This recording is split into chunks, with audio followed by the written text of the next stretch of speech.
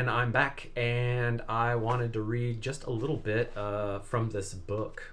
This book is Outwitting the Devil by Napoleon Hill, and it's one of my favorite books, really, because it's a really interesting look at our will and how we use our will and how we drift away from what our true will is. And this book is also really interesting because it was written by Napoleon Hill in 1938, I believe, and it was hidden by his wife and his estate because he thought, well, it was hidden by him and his wife, and then after he died, it was hidden by his estate until 2011, I believe. And the reason that they hid it was because at the time he worked for a church. And they really thought that this book would stir up a lot of controversy and maybe get him fired from his job. And so that was part of the reason that they hid it. And it also just didn't really jive well with the conservative politics of the time in 1938. And part of the reason for that is because this book actually talks about basically Napoleon Hill's talking about a spiritual experience that he had where he was listening to his true will, and his true will led him to interview all of these captains of industry in the 1930s, and he learned all this information from all these men, and basically after he did this, after he collated all of this data about all of these questions that he asked people, he says in this book that the next person that he interviewed was the devil. And so part of this book is him talking about the spiritual experience up until this point, and talking about what made, his spiritual experience up to that point, where he's like doing all the interviews with these men who are super successful, and then when he has the opportunity to interview the devil, what he asks him is why we fail. And what I found when I read this book the first time is a lot of these things in this book are things that I do. They're things that I think. There are patterns that I fall into when I'm not listening to my higher self, when I'm not in line with what I know I should be doing, what I know is right. And he, in this book, he has a description for that, and he calls it drifting. You're drifting away from your center, right? You're drifting out from the center, and I feel like that is a really excellent I mean, he goes into it in depth in here, and it's really, really excellent. But one of the things that I was just flipping through this, and I was trying to find a good spot to read to you, and I was going to read about that drifting from the center, because it really talks about how our habits, build up with time and kind of get away from us, and it can lead to overeating or being lazy, and sitting around watching TV too much, or all kinds of weird shit that doesn't get us closer to our goals. But the part that really stuck out to me when I flipped through this, I kind of just flipped through it looking for a spot that called to me. It's almost like a form of scrying. But what really struck out seems to me very prescient right now for our current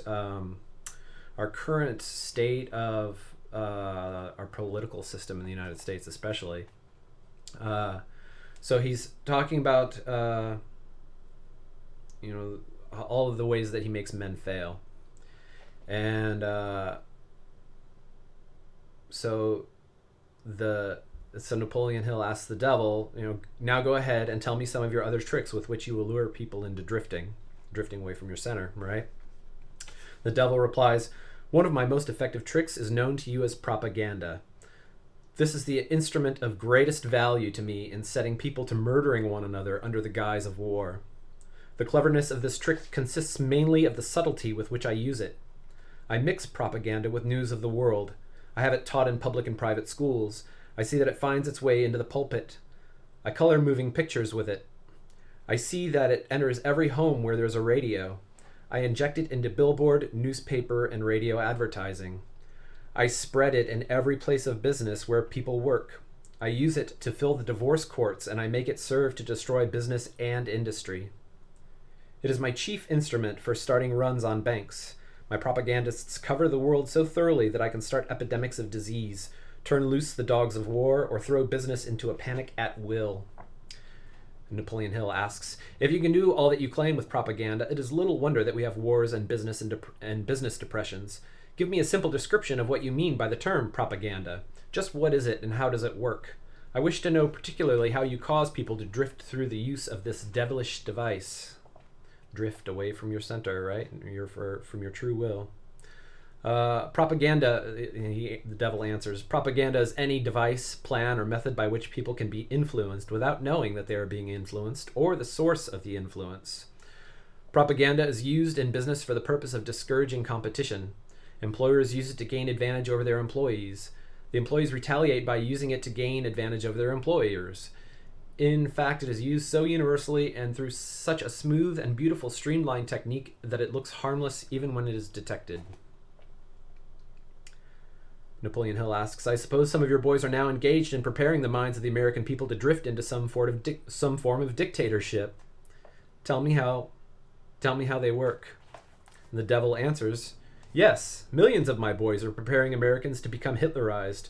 My best boys are working through politics and labor organization. We tend to take over the country with ballots instead of bullets.